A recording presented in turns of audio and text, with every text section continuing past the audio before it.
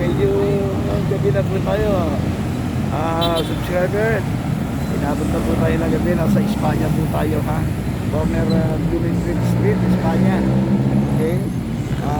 Dito po ay ito, uwi na yan ng mga namamasyal.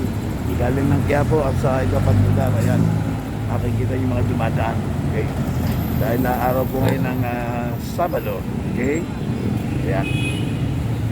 Okay, kung sakali na gusto po ninyong bumili ng mga snack, ito po, dito meron po tayong nakita rito sa may banda po ng kanto ng Blumentritt. Okay, kanto po ng Blumentritt Street. Yan, dito po meron po tayong makikita ito. Ayan, ang Dunkin Donut. Ayan, tingnan natin, ha. Medyo marami po ang taong bumibili.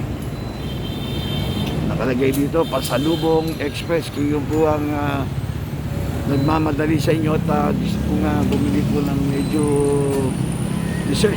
Ayan, dito po marami po tayo mabibili rito. Ayan, tumatanggap po sila ng take-out. At meron din po namang dine-in. Ayan, marami po silang pangapaninda rito. Ayan. Tignan po natin kung makakapasok tayo sa loob, ha. Okay, marami po kayong pagpipilian dito. At nako na po natin, meron po din po silang coffee at iba-ibang klase. Ayan, o. Sakali po yung kape nila. Ayan, ganda yung kape nila. At sari-sari po yung kanilang mga cakes dito. Makikita ninyo. Okay. Maya-maya po ay papasok po tayo, ha. Ayun po yung coffee nila doon.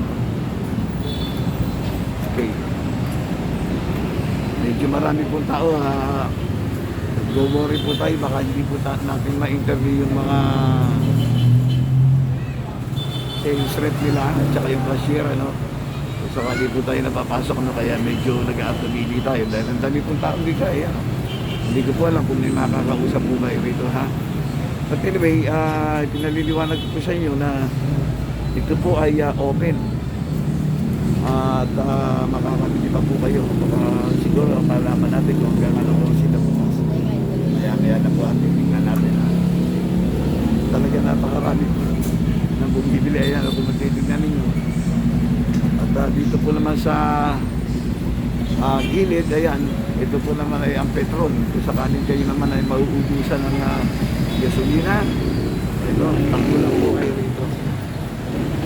Masaya po rito, maliwanag ang kalsada at medyo busy street po ngayon. Okay, at marami po nag-uuwian. Kaya ang inyong lingkod ay napadaan po rito at para sana mag-snack. Kaya lang napakarami pong tao, kaya ito po medyo nagsashot na lamang po tayo. Tingnan po natin, ha, kung medyo po na po sana ang tao para makapasok po tayo sa loob. Okay? In the meantime, ginagala po natin ang ating video para po kahit pa paano may makita po kayo. At maya-maya lang po ay tatanungin po natin yung ating mga kaibigan sa loob. At baka may malaman po tayo yung kompletong kaalaman para sa kanilang paninda. Okay? Marami po tayong pagpipilian dito, kaya dito po antayin po tayo. Gusto kong pasukin at ipakita sa yung mga paninda nila. Ayan, makakapili po tayo.